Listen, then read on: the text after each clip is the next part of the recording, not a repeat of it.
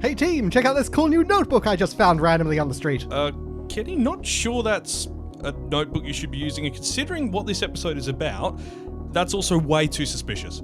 I don't know. I'm just gonna keep it, write the names of all the things I love, write some recipes, you know. Loz, help me out here. Look, you really need to put it back where you found it. You don't know who's touched it, you don't know who it belongs to, or what it could do, things it could summon. I love summoning! Let me try something! No! How on earth did I get here? Hi. Why do you have my diary? Here we go again. Wait, again? This happens often? It's over 9,000! Nani? Configure the language logic interface for Japanese. Kawaii-Fi.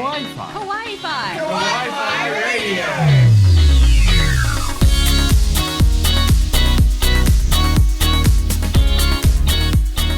Konnichiwa, and welcome to another episode of Kawaii-Fi Radio, the podcast we look into the world of anime and manga. I'm Kyle, and with me I have a host of hosts. I've got Kenny, I've got Loz, and our latest addition to the party to fight the anime gods, Farrah. Welcome on board! Thank you so much. Yes, it has been a very busy few weeks at Kawaii-Fi. As you've probably seen on our social media, we've been getting new people, doing new things, and you haven't met Aaron properly yet, but that'll be next episode.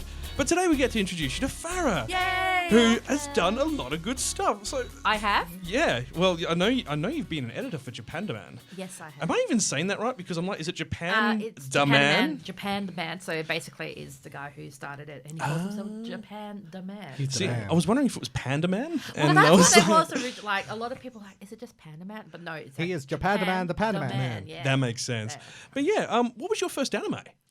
Oh, what a God, question. what a question. I was thinking about this. Like, the one I really connected to was probably Sailor Moon. And there was like a story about that where, like, when I was younger, I just could not stop watching it. It was great. Like, there used to be, like, on Foxtel, used to have marathons. And you just used to sit and binge watch it. I probably watched like 100 episodes at one go. So. Oh yeah, I mean, like we saw it quite frequently on Cheese TV as well, and Yeah. I can't remember what else it's popped up on a lot of different shows over the years, and well, channels even, Because TV stations. Because it was one of like the first things that a lot of people were pretty much introduced to anime-wise, it does have that kind of popularity. So It it doesn't does. surprise it. We keep Absolutely. appearing. But it's definitely a great starting point because I think, well, you and I were like Dragon Ball sort of era as Yeah, yeah. well. Yep, Dragon Ball Z, Pokemon in the morning, Yes. Sailor Moon. You're going to be our expert on a couple of interesting areas. Yes, I Dubs, am. I believe. Yes, I am a bit of a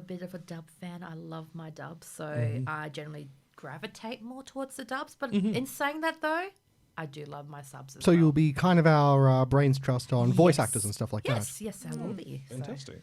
And I think you've also got a bit of experience with idol culture. Oh, yes. And we're not Idols? talking just anime idol. No. We're talking Japanese idols. So, I'm a massive Love Live fan. So if you Love come it, to love my it. house, it is pretty much a Love Live central. I'm a big Daikurosawa fan, so everything is merch on her. So Awesome. Yeah. So in terms of Love Live, I'm your girl. I know all about Beautiful. it. But yeah, I love my Japanese idols. They're just amazing. I think you've had a bit of experience with like local idol scenes Yes, in Perth and I think yes. Sydney as well. Sydney, Brisbane. So Sydney. In fact, there's probably one happening tonight. No audience live, so tune into that, and that's AGS, which is they're amazing. But They yeah, are so good. They I've are seen them very, before. very Still good. blows my mind that there's an idol scene in Perth. Right? It's building up. It's still getting to that point, but it's a very nice little culture that they've got in Perth going at the moment, and they're very keen to get into that market on the East Coast as well. So yeah, I'm excited for the Perth idol community to grow. Oh yeah. No, now look, enough about you.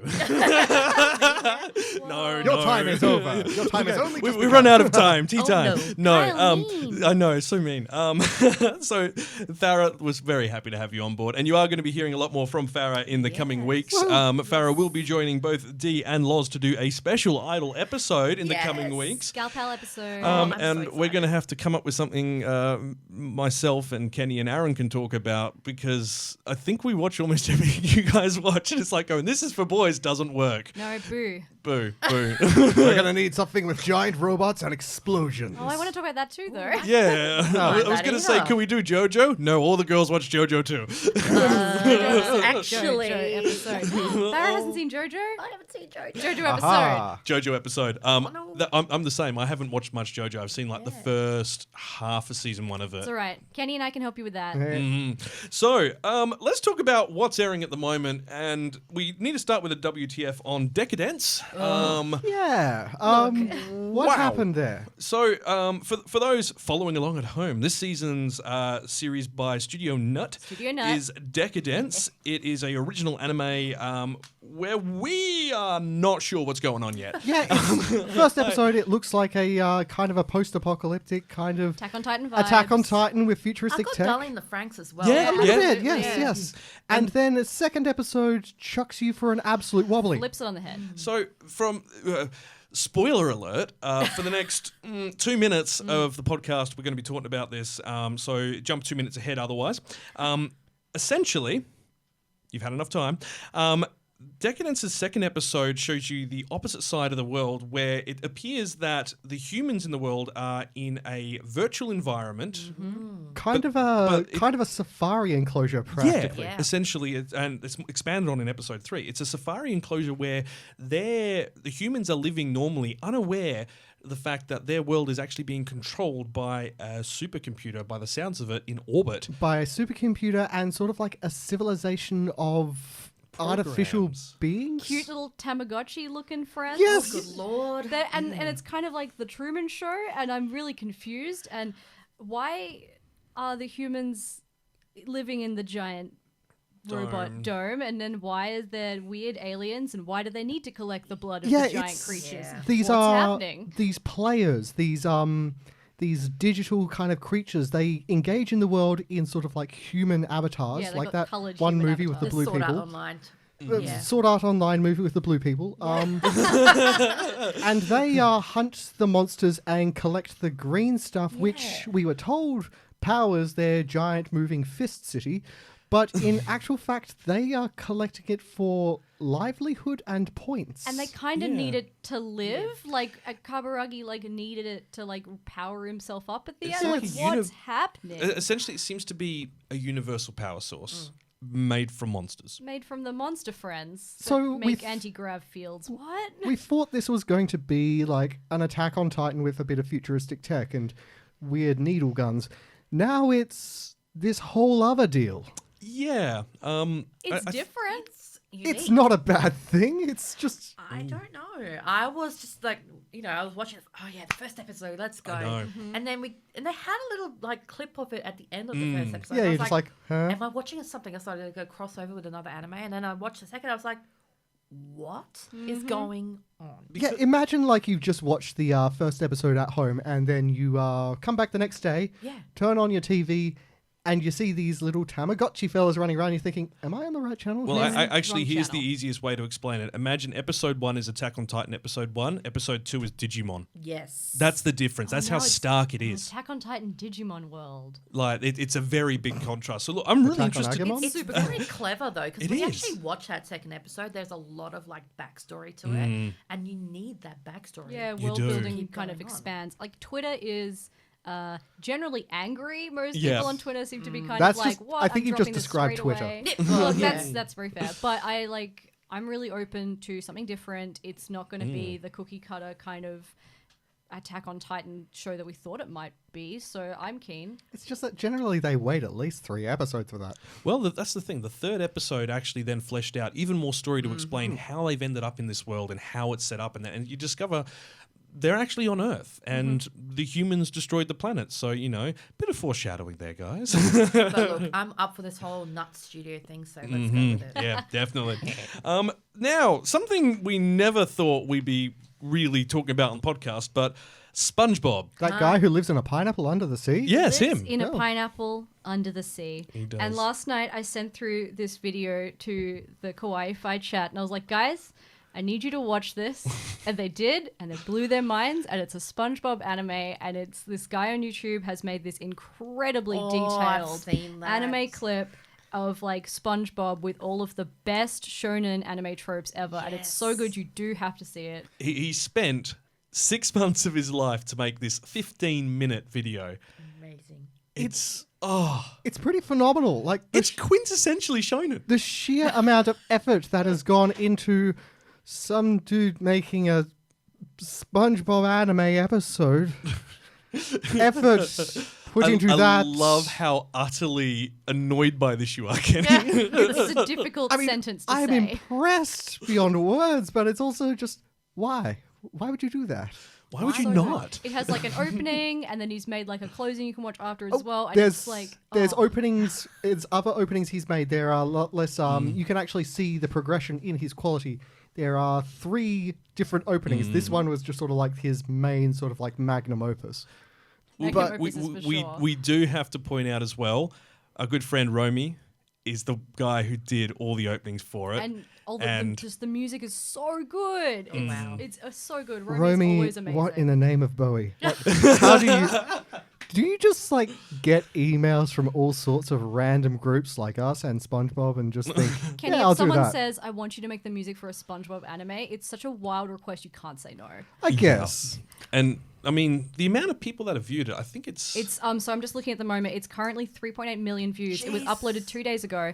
Yeah. Go onto YouTube. It's Narmak is the channel. It's the guy's name. So Narmak.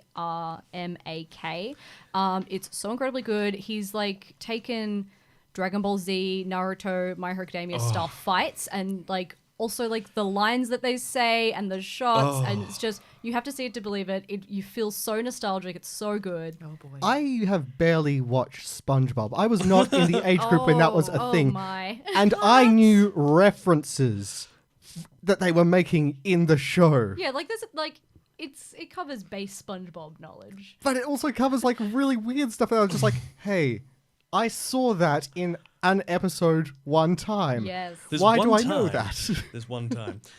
Look, we'll be posting a link to that on our social medias, so check out our Facebook page. It will be there. Guy's got merch. He has got merch. Yeah, There buy are his shirts. T-shirts. There are T-shirts. Now, we do need to talk about this episode, and we're looking back at a modern classic, and that's been adapted into so many mediums over the years since it was released, from anime to games to live-action series to even a musical. Pretty sure this is one of those animes that's just sort of immortalized for all time. Yeah. It really is. We're talking Death Note. It's a series that exploded in Japan and then around the world in the early 2000s, thanks to its thought-provoking themes and unique story. And hey, if you're enjoying what you're hearing so far, consider joining us for future episodes. Hit that subscribe button on your platform of choice, whether you're on YouTube or our loyal listeners on Apple Podcasts, Google Podcasts, and Spotify. Click the bell. Click the bell and all that sort of stuff. But before we get into this episode's main topics, it's time for the anime news. Making headlines. Really? Sort of. Anime news.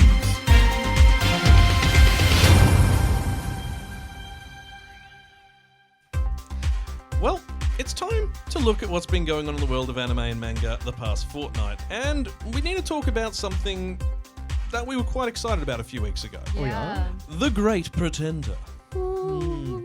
Now, this is a original anime series that's on the good old Netflix, and it's going to start streaming on Netflix's international platform on August 20. My birthday. Oh, is it? Yes. Happy birthday. Oh, Have delightful a great present. anime Can we do a series. birthday episode where, like, it's Birthday all episode. animes which have birthdays in them? Ooh. Anime birthday.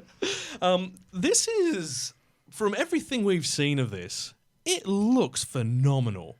It's so How good. could you go wrong with that with Queen? I mean, come on. I know. Yeah, I know. Queen with the closing credits, but it's also just the visual style of this thing. I haven't seen anything like this before. It's so brightly colored and just so fun, and it feels great and exciting. Like it's going to be a really great adventure. And insofar that it's not set in Tokyo or, I don't know, a city at the edge of the world being attacked by giant monsters, it's very... Or a video game. Yeah, exactly. Or a fist-shaped moving city. It's in Los Angeles, right? Yeah, it's in Los Angeles. It might be moving around to different parts of the world. Like, I don't think I've seen anything that's sort of like this sort of like globe-trotting since Lupin. Yeah, and it does kind of take a fair bit of Lupin's sort of, high Style. crime Yeah. ideals. So The title, Great Pretender, is a reference to Freddie Mercury's cover of The Great Pretender, a song, and that's the anime's ending theme. It's also the first television anime, and they're very specific about how they phrase this, the first television anime to feature a song by Mercury as its theme. So that suggests that Freddie Mercury's been used at least on TV in something in Japan, and probably just as like incidental music. Well, he was a character in a random anime I saw about high What? school delinquents. It's not. Isn't that? He Yes, I've just seen looks that. like him. Yes. No, it's him. He's also appeared in Attack on Titan. Yes, So definitely. yeah. The Freddie Mercury title. It's just so strange. So bad. But this is going to run for a total of 23 episodes. And they're releasing them as like case file batches. So case 1, 5 episodes, case 2, 4 episodes. Very Netflix style though. Like Yeah. releasing them in those batches, which is I quite like. I like Yeah, that. I like the idea of chunks as opposed Yeah. to just the whole thing, because then you sit and you watch it in one sitting and then you're like burned out by how much you've seen. Whereas kind of chunks like, is good. Yeah. It's kind of like reading through like a series of books one at a time. Chunks works better because it stops you from binging it, but it's also not as exhaustive of waiting every week after 23 minutes. Exactly. But it leaves you something to be excited for as well. Like, yes, let's go for the next bit. Yeah, and that's 5 episodes. That's at 23 minutes a pop. That's a film. Solid. Yeah. That's a movie. That's great. And then if you're a criminal, you can skip the end credits. How dare you? The hell? great Freddie Mercury. He would be, spinning in his grave so fast that he could power Deca-Dence. Do you reckon he would have Segue. been an anime fan? I yeah. feel like he'd totally be Oh, down yeah. for that. Yeah. I feel like there'd be a lot for him to like. I'm just going to add that to my time travel list. 117, show Freddie Mercury anime. Which one would I show him? Ooh. Maybe The Great Pretender, and you'd be like, hey, this is you in the future. This is what happens. After he's released it. Hey, Because this he is would a have been catchy like, this song. is just a cover. He's like, no, this is a big deal. Or release it before that, and then he can go, I have an idea for a song. Wait, what if I already did that? Oh my. No. You know what button you're deserving? No. Yeah. Bad boy. Bad. Time travel list number 118. No. Stop myself from doing that. No. Okay. Now, Kaguya-sama. Yeah. We are all big fans of this. Love is war. But we now need to pass it over to our dub expert because an English dub is finally starting to arrive. It Farrah. has, and I was actually shocked. Yeah? I was like, I had no idea about the dub. I thought, oh yeah, they'll probably just leave it as a sub thing, and that's all good, And then yesterday, I just checked the news, and I was like, there's a dub release, and guess what? We released the first episode this weekend. I was like, what? Yeah, it dropped. It So, just dropped straight away. What's the verdict? Is it good? Well, I watched it just about an hour or so ago, and I love it. Excellent. I love it, and I'm not just saying that because I'm a dub fan. I'm saying it because it is genuinely very, You actually very like- good. Ooh, Yes. I have a stake in this question. Actually, the narrator. Yes. What's he like? Look, Ian Sinclair is a genius in his own right anyway, but I mean, it's not how it was in the Japanese. It's very different, but he gives it his own spin, and that's what we want. Hey, Kenny, do you know who Ian Sinclair voices? Do tell. Dandy from Space Dandy. Yeah. Yeah. He's also Shoji in My Hero Academia, Brooke in One Piece, Whis in Dragon Ball Yes, Super. oh my God. Sherlock Holmes in Kabukicho Sherlock, the English dub of that, which we haven't seen the English dub, we've only seen the Japanese. He's also worth checking been out. Suzuki Yamazaki in Free. I feel he's one of the main Yes. cast. Kind of side character. Side But characters? still Right. a beautiful, beautiful. Now all man. I can think of is Weiss narrating "Love Is War." Yes, that I The first would person love to fall to in see. love loses. Oh no. But yeah, I mean, I'm just looking at this cast, and it's just such a solid Funimation cast. Like they're just, they're veterans in the field, and they know what they're going to be doing. Like Alexis Tipton. My I God. mean, Kaguya-sama Love Is War, its popularity is pretty undeniable. It got a live-action Oh, movie yeah. practically Straight away. months Yes. after the first season finished. So, kind of unsurprising that it should get a dub. Now, just to confirm, we're all on the same page. Like, I think all 4 of us have watched all of it. Yes. I haven't seen season 2, Haven't but seen season yeah, 2. season 1. Yeah. All right, in the very last scene of season 3. Season 3? Season Sorry. 3? Are you Hey. talking from Are the you future? ahead of time? Very last scene of season 2, Ah. hidden in the concrete where the final scene ends its final title card on. If you look closely in the bottom right corner and pause it, you will see a hidden message. I didn't see the message. for season 3. Shall we tell them or leave that ambiguous and We'll not? leave that ambiguous. We will show you after the show. Oh, Treasure boy. hunt. But it's there, and That's it's super cute. It's very cute, and everyone was just like, "Oh my god!" Love Easter eggs. Ah, who doesn't love good Easter egg in the show? I like chocolate. I like What? chocolate too. Yeah. Yeah, I was gonna say. But no, I think it's going to be fantastic. I'm liking the fact that they've released the whole sub first and then they've just gone back now and Yeah. doing the release of the dub. And there is a season 1 dub coming, so don't Yeah. stress out about that. So, I don't know any show that's gone and kind of done this in terms, like, obviously you're Yeah. the person to ask, that's dubbed the season 2 and been like, cool, we want to release this Okay, now while it's actually, relevant, and funny then you say gone back that. to do number 1. Bang Dream has Yep. actually done Okay, that. so Bang Dream did So that, Bang cool. Dream is actually gone season 2. They've done the whole Yeah. dub. They're doing the season 3 dub, and then they're going to go all the way. And then they'll back. re-release the... Yes. That's so It's interesting. kind of bizarre.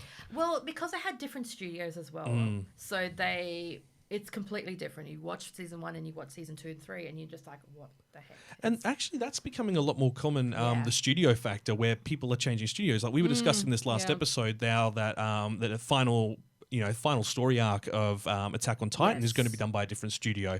And I think what was it? There's another one which is swapped to Studio Dean. Another one that stopped to another studio as well. Konosuba did it recently as well. It's so fascinating to watch how it's done in Japan. Like this whole good natured thing. It's just like, can you guys handle this anime for us? Yeah, sure, no Yeah, problem. it's Whereas over incredibly here, strange it's to like me. Marvel and Sony have this Oh, whole yeah. thing about their Marvel movies, and it's just like you're watching wars and trade agreements and demilitarized characters.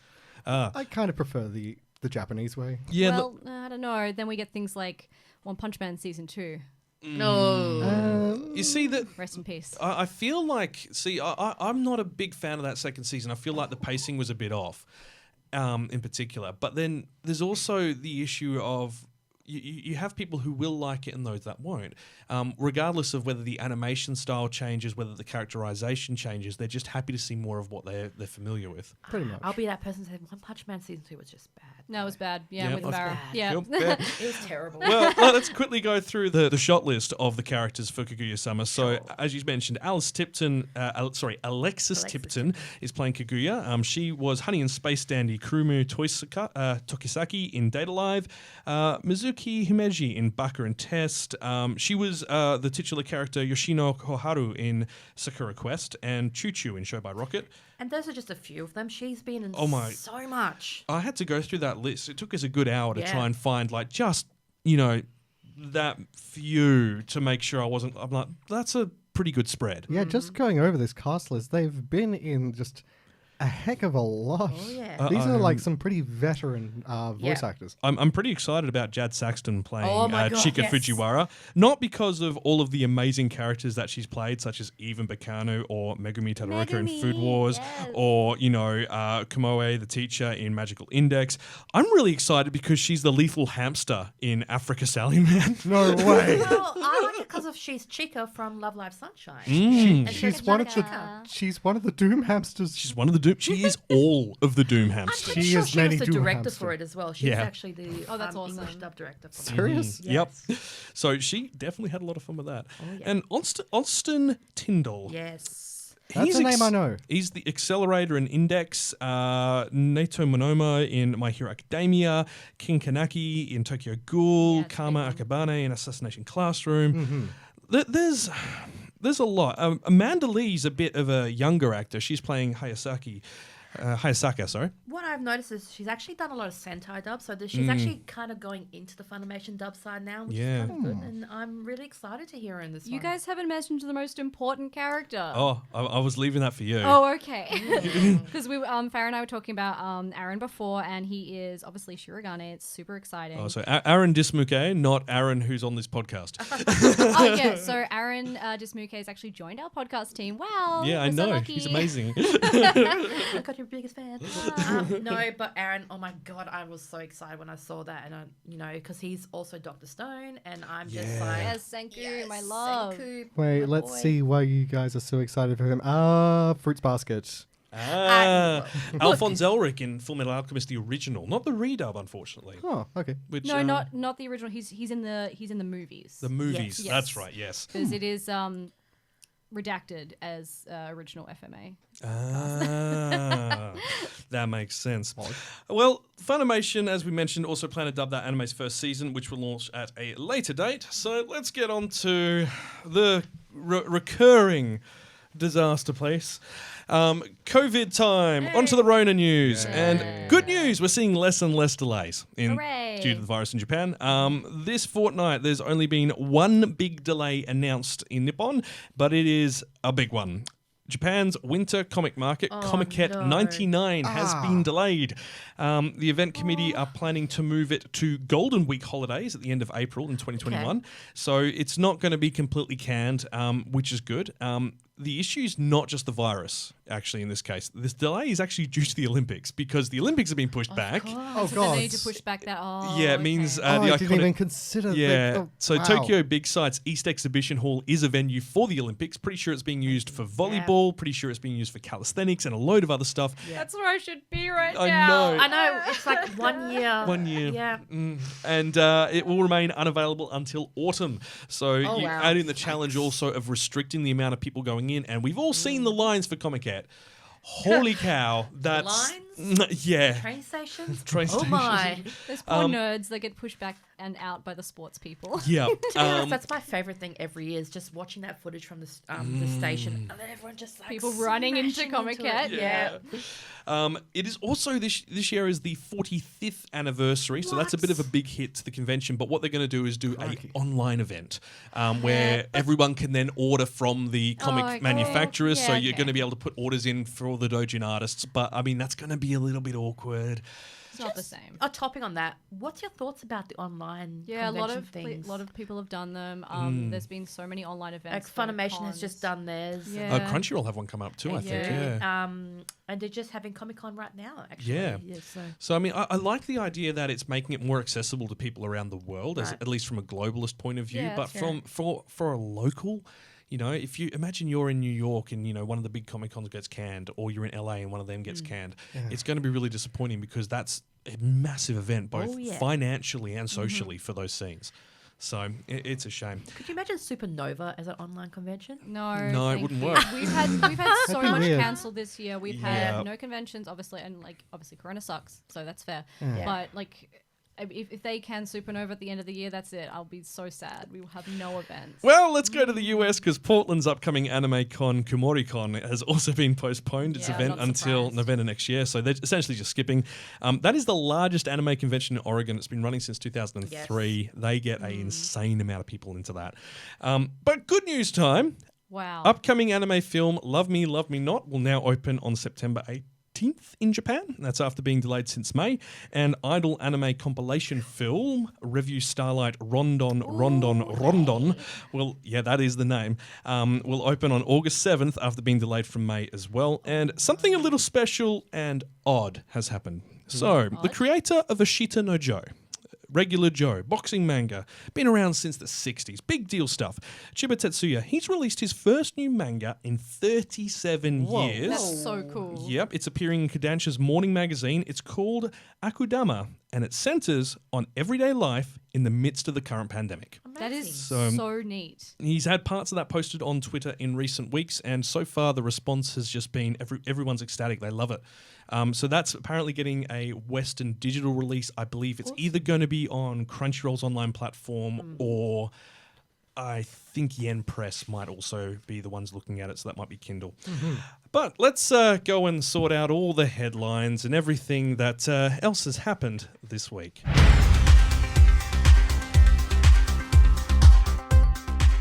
Well, Silverlink Studios is reabsorbing its subsidiary studio Connect, which it founded in 2012.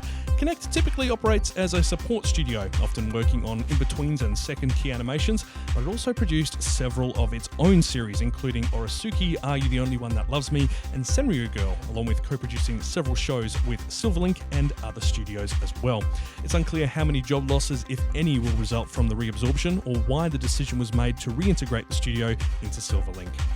Toho's upcoming original anime film, Kimi wa Kanata, You Are Beyond, now has a release date, with the teen fantasy story heading to Japanese screens on November 27th. Set in Tokyo's Ikebukuro district, the film centers on two childhood friends named Mio and Shin. Mio has feelings for Shin, but has also never been able to tell him how she feels. One day, they get into an argument over something trivial, and afterwards, Mio decides to make up with him. As she heads to meet Shin, she gets into a traffic accident, awaking, finding herself in a new and unfamiliar world.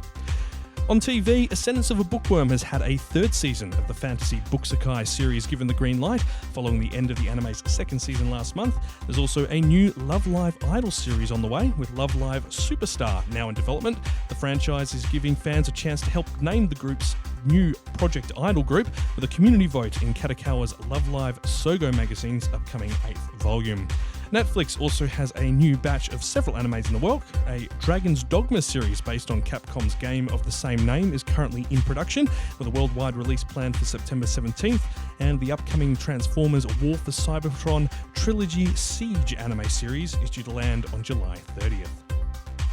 In streaming news, Funimation has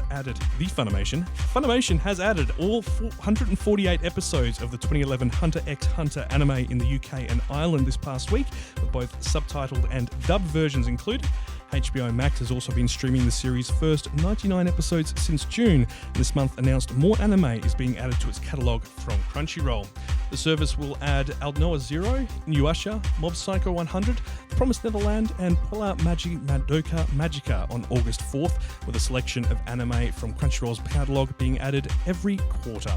On Netflix, the latest Seven Deadly Sins series, The Imperial Wrath of the Gods, will land on the service on August 6th, with the latest outing fronted by Studio Dean instead of A1 Pictures.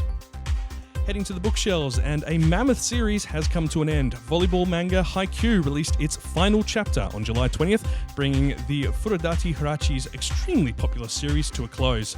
The series has been running since 2011, has inspired 4 seasons of the anime, with the second half of its 4th season returning to screens this October. Also coming to an end is the latest Detective Conan film manga, Private Eye in the Distant Sea, based on the franchise's 17th film. The manga adaptation of the story has been running since January and will have its final chapter released on August 25th. And in similar boat is the Weathering With You manga adaptation, which launched in July 2019, coming to an end in the August issue of Kodansha's Afternoon magazine. History Manga Kingdom is taking a brief break from releases until August 6th for planning, following a break in May and June earlier this year. And back from the dead, the Crimson Prince manga has returned to finish its main story after being on hiatus for 5 years. Yep, Loz is about to lose her collective mind. Creator Fuwahara Soto had to put the manga on ice in 2015 due to health issues, but says the manga should now end in September this year. And in dub news, G-Kids have announced the English dub cast for the Lupin III, the first film.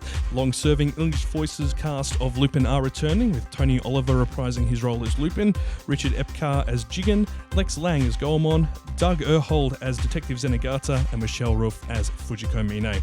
Unfortunately, we don't have any word on the film's Western release date yet, but it's still scheduled for sometime this year, according to G-Kids' website. And that's your anime news for the week ending July 26th, 2020.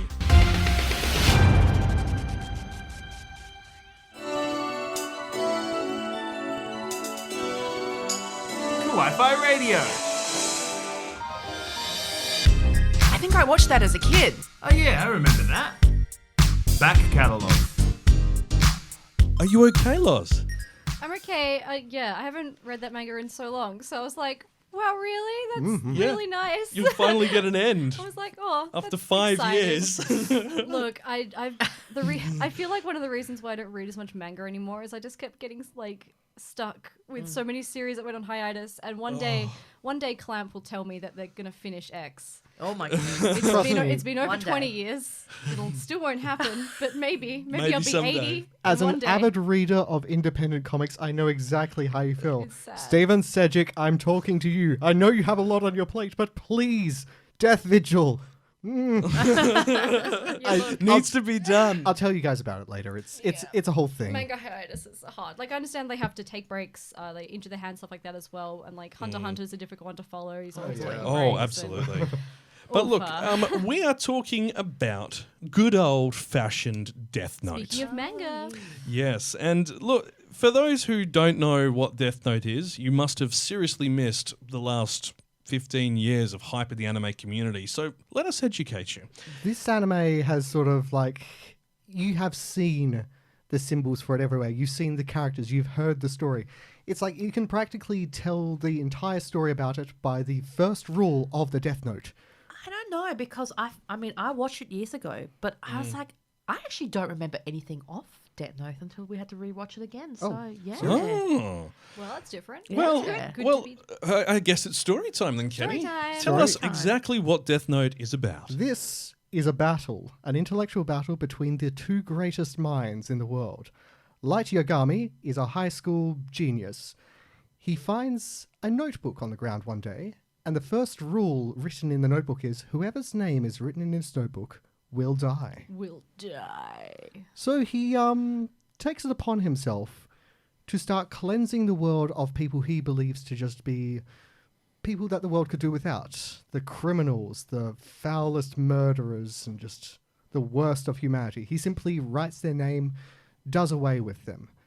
Opposing him is the mysterious, elusive detective L. His real face is unknown, his real name is unknown. And as one sort of like, they sort of both hold various philosophies of justice and law. And so they go head to head, trying to outwit each other, trying to outmatch each other, trying to kill each other, essentially. You see, this is a story about how my life got turned upside down in Tokyo one day, and then I became very, very scared and became the Prince of fresh the New prince World of the Order. New World Air. All right, guys, podcast is over. Okay.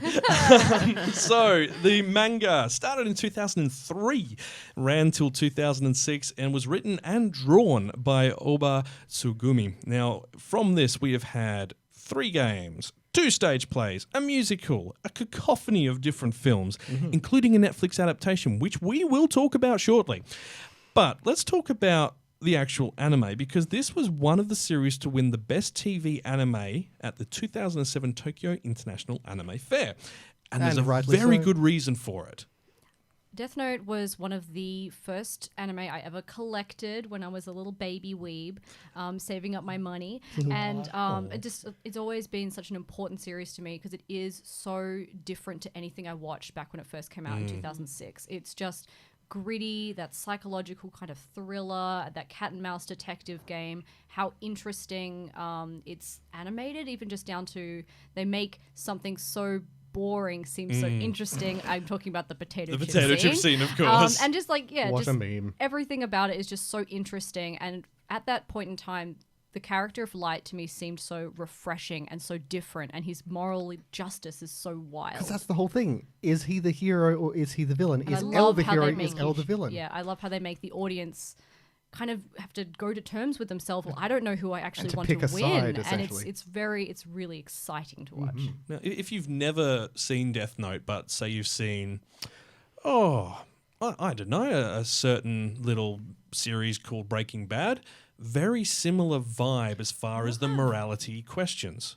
That's actually a really good reference. I like point. that a lot. Because Breaking Bad, you don't realize the main character's the bad guy until it's too late. Until it's too late. Yeah, I like that a lot. I always Is that a spoiler? I don't know. look, you can't really. He is the one who knocks.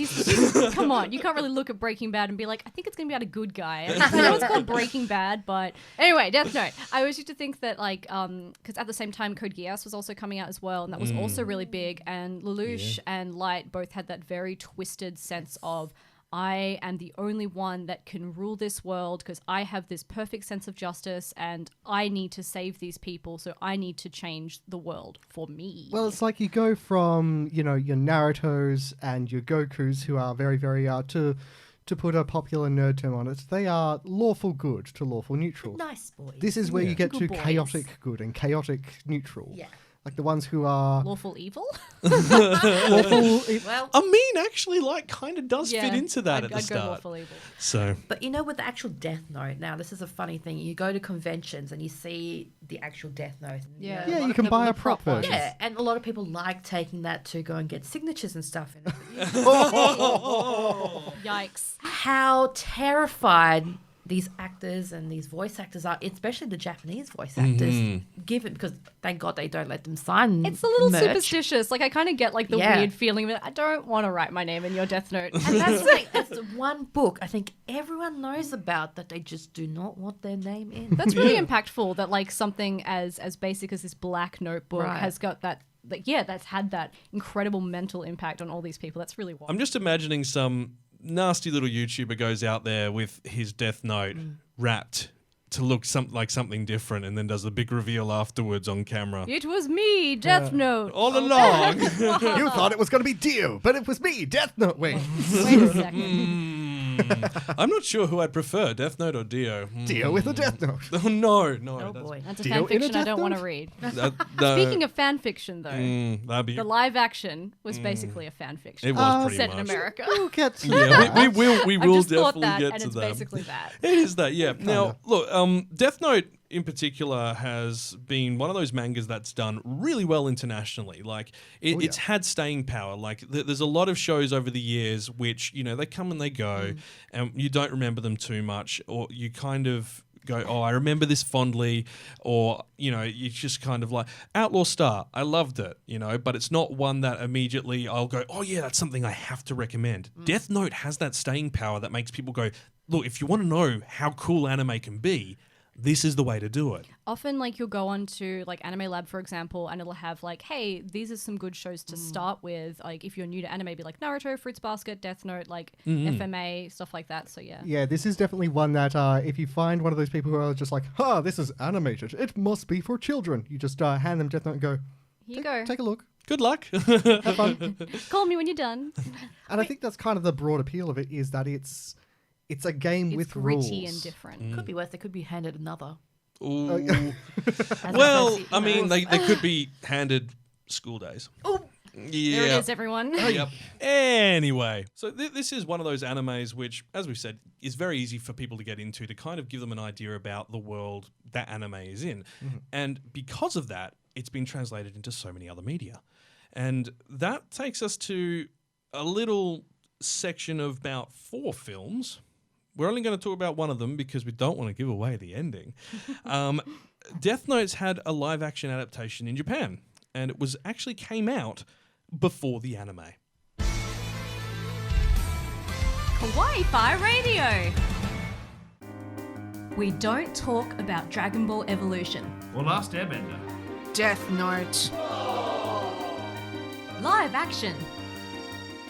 We might have to adjust that sting, mightn't we? I believe so. Well, we're going to do it, folks. We are going to talk about Death Note live action. And we're going to talk about, firstly, the one that was actually released in 2006. Yeah, the good one. The Japanese one. The good one. The critically believed to be good one. We will talk about Netflix one very shortly. But I hadn't seen this until this week. No? No. I was a snob for the longest time and refused to watch live action stuff. with the pinky up in the air. Yeah, pinky up in the air, holding I a only teacup. watch the finest of the anime. Yeah. He says watching Domestic Girlfriend. Yes. I am a connoisseur of weeb I cannot culture. wait to discuss that one. Yeah, you and I are going to have a very Oh big my discussion on that. But look, the live action Death Note came out in 2006 and it had 2 films in the same year, and it came out before the anime. I was actually surprised to learn this. This was very, very new news to me. And if you haven't seen it, it's actually pretty good. It is it's really this thing did upset ardent purists of the manga because it does not strictly follow the manga. It's the entire series condensed down into 2 movies. Yeah, you are going to get things cut out and changed. Certain things are going to be cut out, certain things are going to be changed. We've talked about this before with adaptations. This is just how it works with a change of media. And as it stands, the changes were necessary and they were artistically done in this. A character was added. He actually has a girlfriend to begin with. He kind of has a life outside of just, murdering people with a death note and going to college.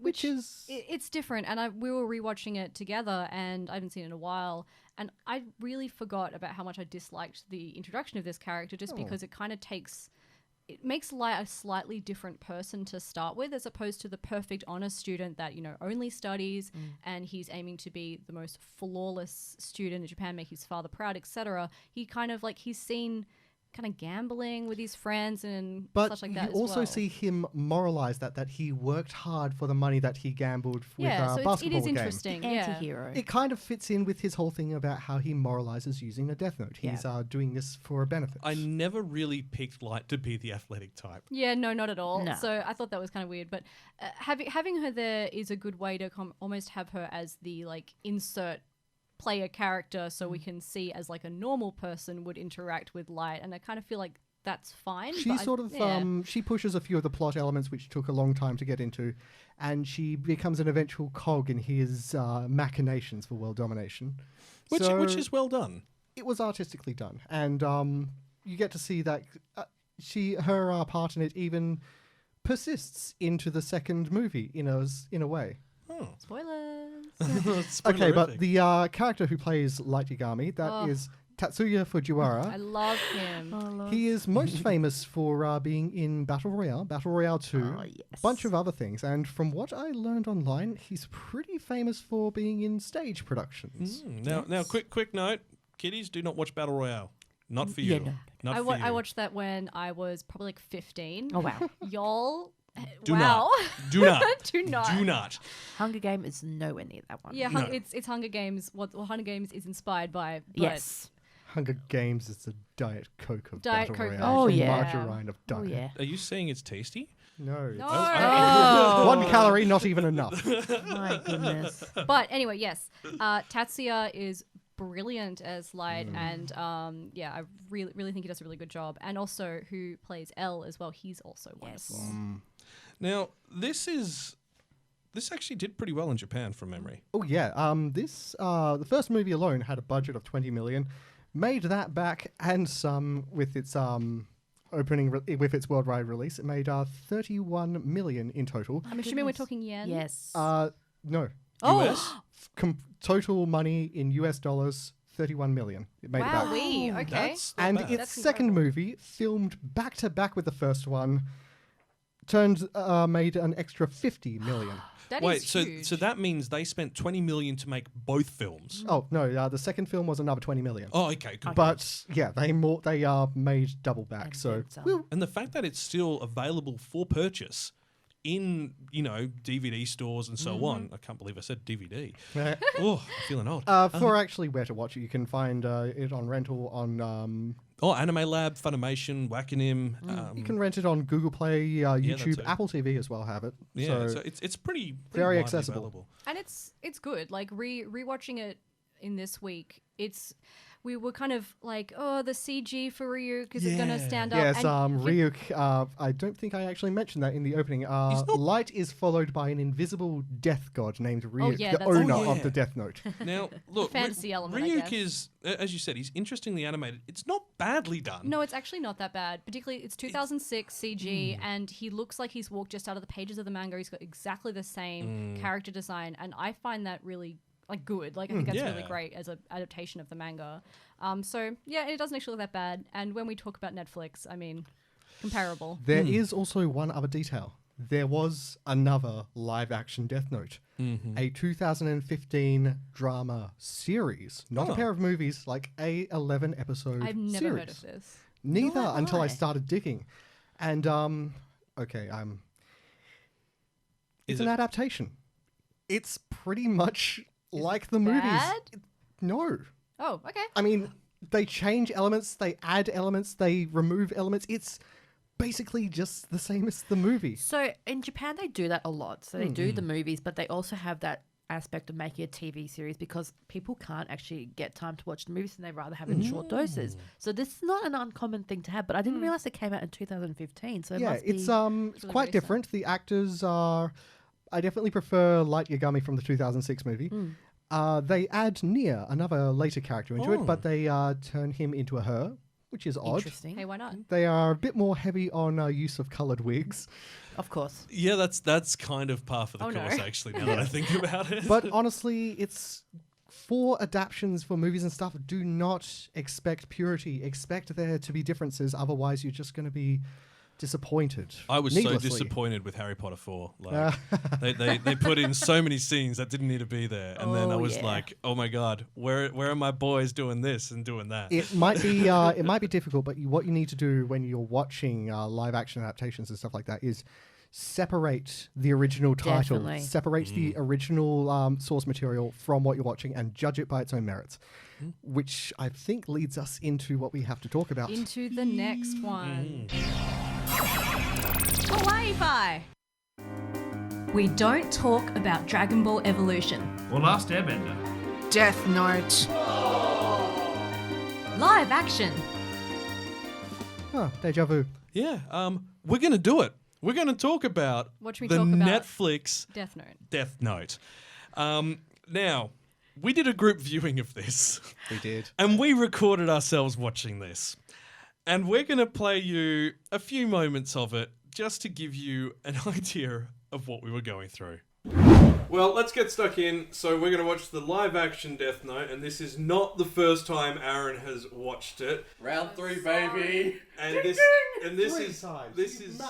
this is not because it's good either. I'm going to try and be objective. I'm going to try my best. Man, these American Pie sequels are getting out of hand. Did I try my best? Oh, is that him?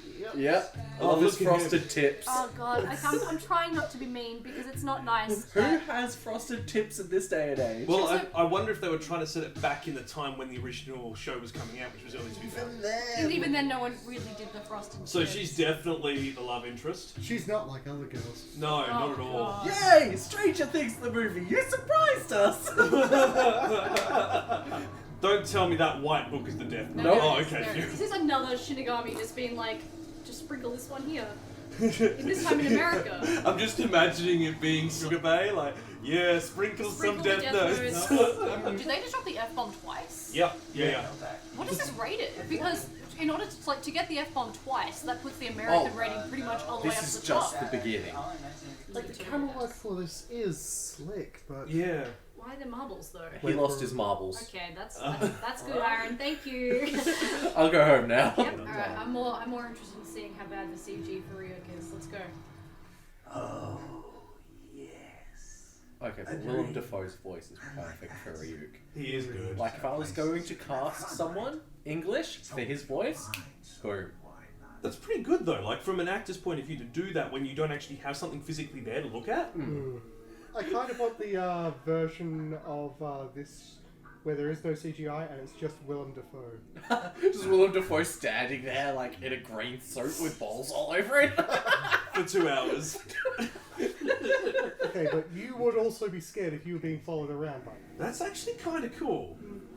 Like I said, the entire budget was blown on CGI. Ryuk actually looks pretty good. The eyes capture your attention, like, immediately. That being said, this entire scene he's been kind of blurred out, which has been very cool. Oh my. Okay. Alright. Decapitation. Okay. Just going straight for it. That's incredibly slick. Yeah. Watermelon everywhere! So Ryuk Wow, that would was have had to set so that up. violent. Something I really like about original Death Note, Likewise, as in it's like the fun. manga or the anime, whichever you pick your poison, is it's not overtly Gory? violent and it's not gory. It's psychological thriller. Like almost everything is about it's the cat and mouse game, and it's like what's gonna happen next. I don't like how he keeps closing his mouth. I see Ryuk as a very, teaky, mouth open kind of thing. Like, perpetually Yeah, happy I as think- if he knows one of the funniest jokes in the universe. Yeah.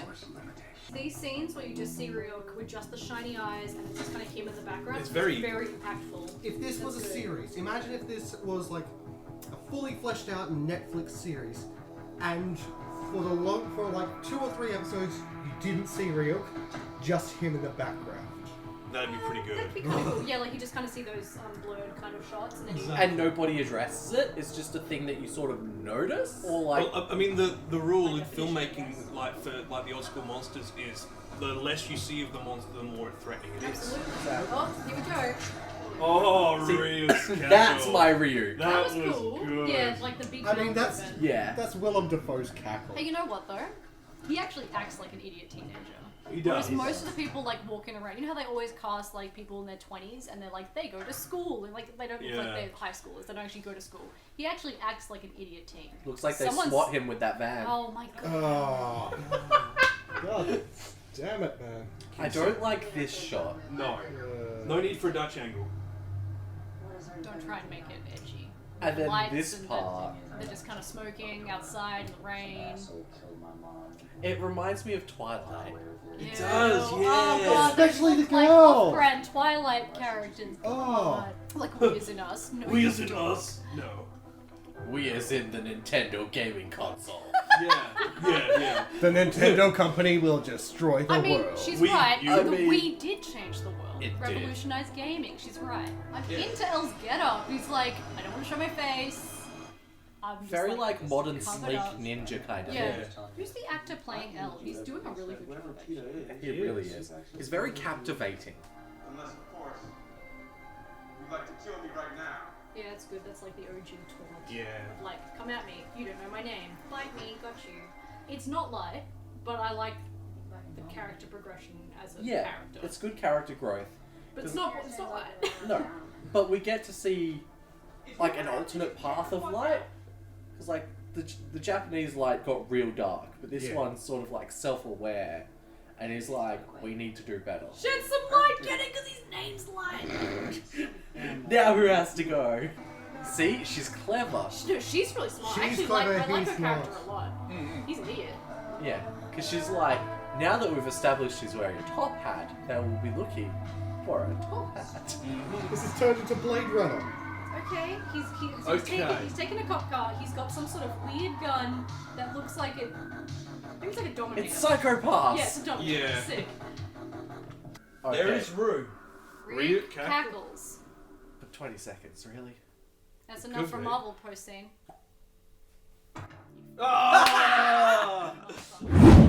Yes, that was us very disappointed at the end that there wasn't a post-credit scene, and all we got was a Netflix. Dun-dun. I mean, we've heard whispers that there will be a season 2. I'm sorry, a sequel. sequel is currently in the works with Greg Russo attached to write the screenplay. So here's the big question: verdict. What did we think? You know, I kind of didn't hate it. I kind of didn't hate it Which either. is wild because I expected to hate it so much, which is why I never watched it when it first came out because I love Death Note and I was like, do not take my boys and turn them into whatever that is. And actually, you know what? It was actually okay. It wasn't Death Note to me, but it was still an interesting enough movie that it wasn't as bad as I thought it would be. And I also didn't hate it. I can feel like I know ways I could have made it better. Oh yeah. Yes. Oh yeah. Like, for one thing, I wouldn't have the main character named Light. I would hint at this all having happened before in Japan. Yeah. And there is a precedent for that. There is a bit partway through the movie where Light is sitting in a restaurant. He's reading a book and he sees Ryuk in it as like an old Japanese Shinigami, suggesting that there is a history to this beyond even the anime and the manga. It's like this sort of thing has been happening a lot. So if they set this up as sort of like almost a sequel, I feel like it would have worked better. Yeah, absolutely. And I remember we had a discussion about this as well, Kenny and I, where we were talking about, like, it would be really interesting if this was set after original Kira, and then that's why this new character may be not named Light, because it's a stupid name for a person to have.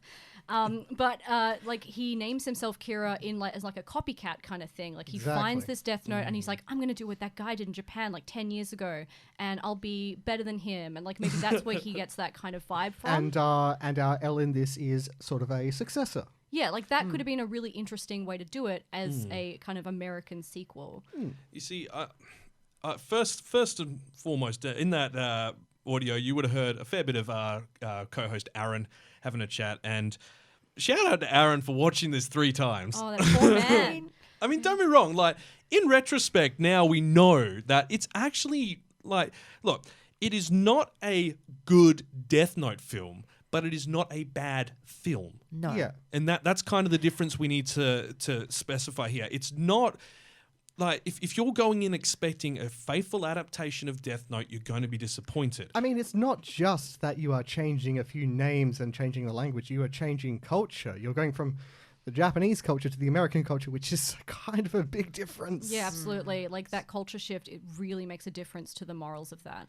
But I just loved it, to be honest. Like, Yeah? I mean, I watched it when it first dropped on Netflix, and I was Yeah. like, "Oh my god, what am I putting myself through?" I think, yeah, you need to watch it a second time. And you do. You definitely need to watch it at the same time. And you know what? There's just so much good for it.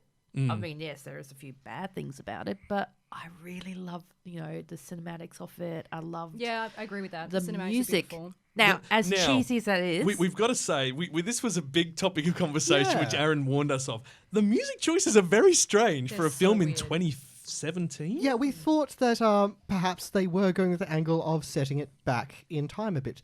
They have kind of like 80s, 90s, 2000s music, but they also have smartphones and stuff. but that's the aesthetic of this kind of film, though, because it just Yeah. has that kind of like, is it an 80s? Is it 90s? Is it, It's a little bit timeless. I Yes.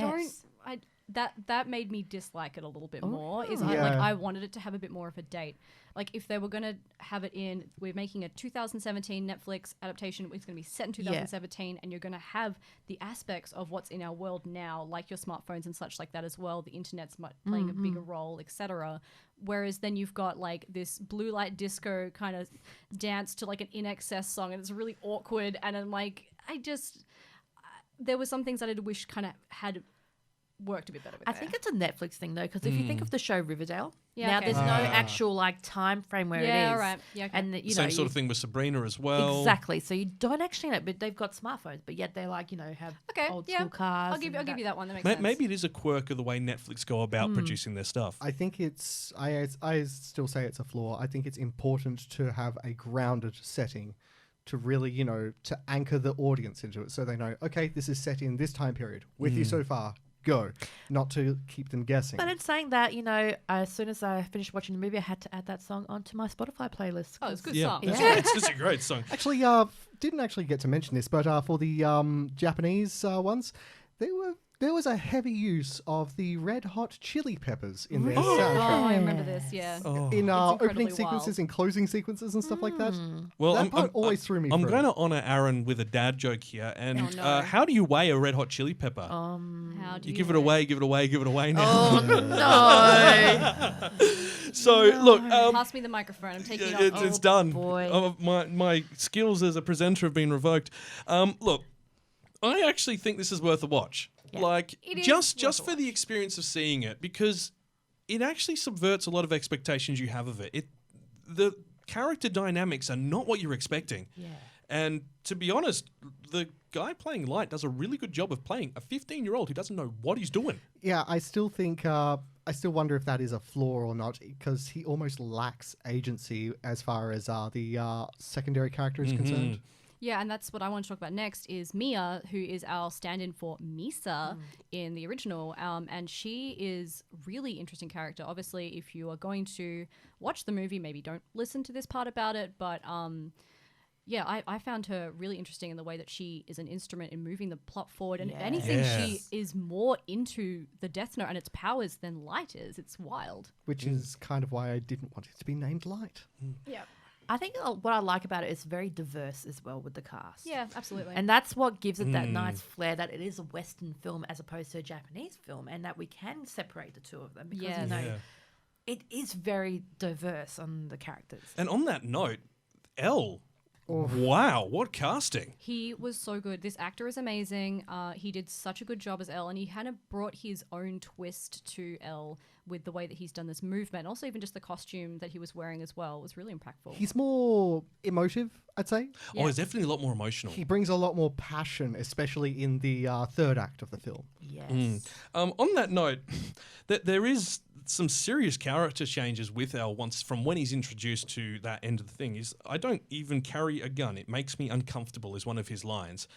Next minute, chases Light through a city with a gun. with a gun that's come straight out of Psychopaths, and also it looks like also could be from Blade Runner. It's not a real gun. I think that's kind of the thing of it, though, is that even he is getting stressed out by this whole thing. He's losing his whole calm, collected genius thing in the face of just improbability, Losing his justice. which I think worked in this movie's Oh, favor. definitely. Yeah, it definitely I also have to say, like, this film definitely did a lot more on the gore factor and the violence factor. yeah. And it just immediately made me go, That's a man's head. There was Because- chunks of watermelon everywhere. Yeah, it was real chunky, and I didn't want to see that. And it was like Yeah. in the first 5 minutes. yeah, like there was.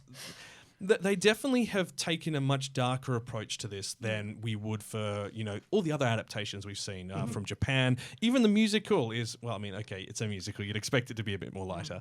But, it definitely, where the animes and the original story would just go, heart attacks. And there's a lot of heart attacks to begin with while they learn to use the Death Note.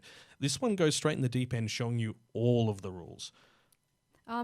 I kind of want to, with that gory scene at the start, that is Light's first kill. And I was thinking about something before we started recording, and that first kill that he does is it's like revenge. It's straight away revenge on this, because that kid was bullying him and like beating him up like 5 minutes beforehand. Yeah. And then he gets this death note and he's like, well, if this is going to work, I want it to be that guy.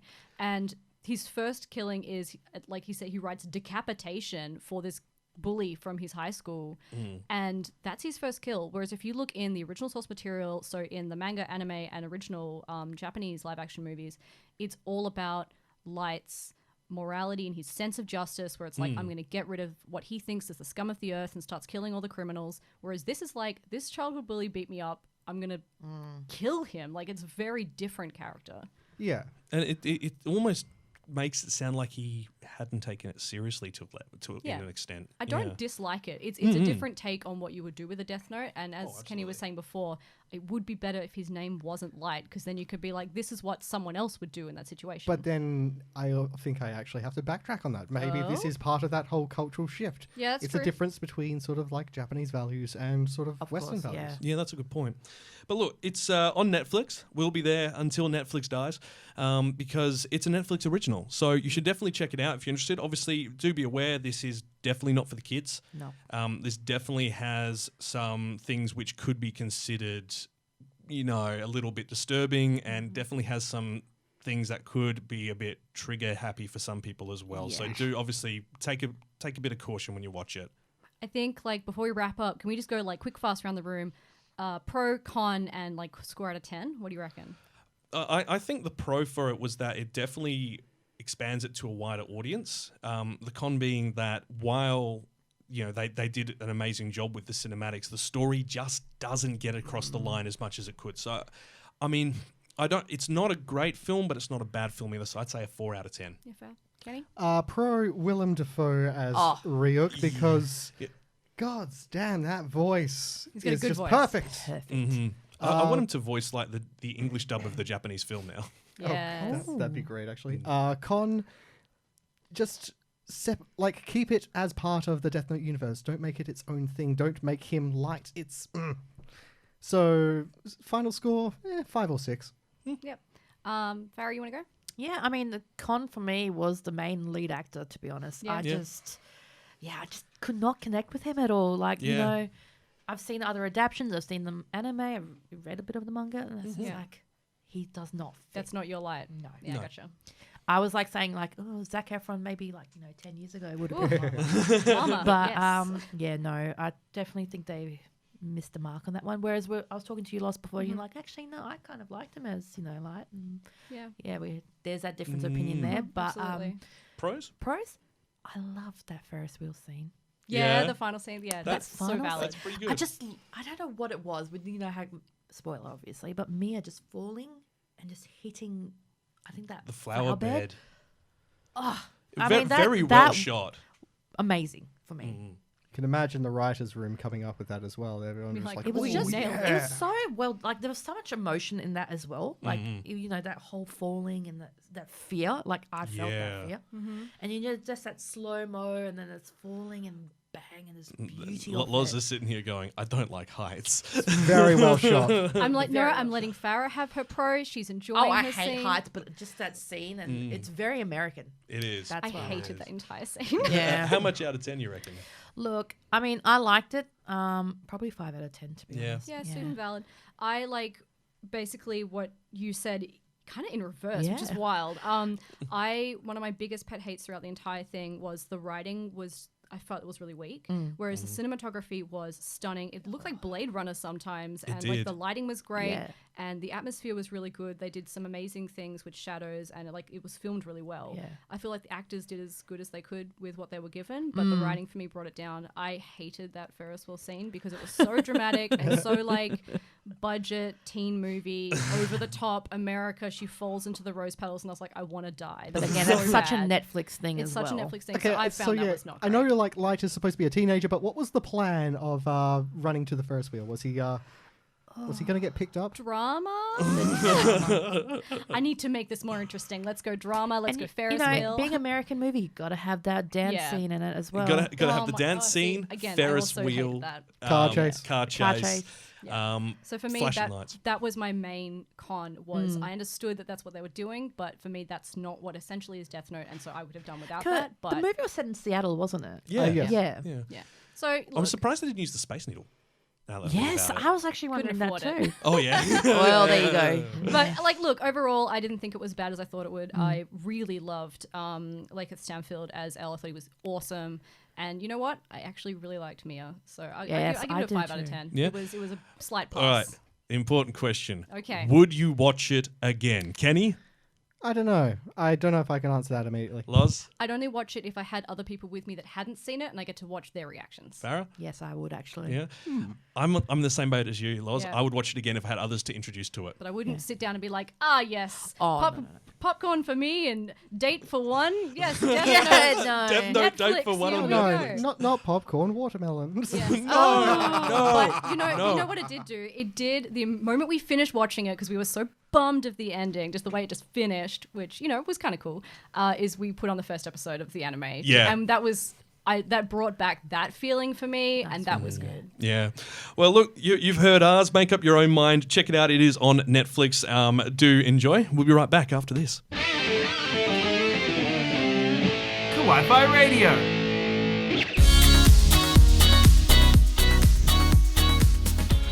Yes, got to get that pumping bass going real good. And that's where we do need to leave things for this episode. Thanks so much for joining us. Next episode, we're going to be looking at a bit of a tricky topic. It's important that we do talk about it this time, actually. So we're talking about war in anime. Yes, so the 75th anniversary of the bombings of Nagasaki and Hiroshima in World War II are coming up in August. So we'd like to look at how World War II in Japan has been depicted in anime and the impact it's also had on Japanese popular culture through anime. From Ghibli classics to story elements in several popular anime, much of Japan's storytelling has been shaped by these events, and we'll be digging into a handful of these stories next episode. If you've enjoyed listening, make sure that you like and subscribe to get our latest episodes straight to your device, whether you're on YouTube, Spotify, or any other apps we've come across. Yeah, because we're on pretty much every podcasting platform at the moment. think we are. If we're missing something, let us know in the comments. We get around. We get around. We get around. And don't forget to head over to our Instagram and Facebook pages. We've got breaking anime news and videos, and obviously a link to that SpongeBob anime episode there. You need to check Cleanse it your out. Death Note with your SpongeBob anime. Yes. You've been listening to Kawaii-Fi Radio. Thank you for joining us, and until next time, Watch some anime!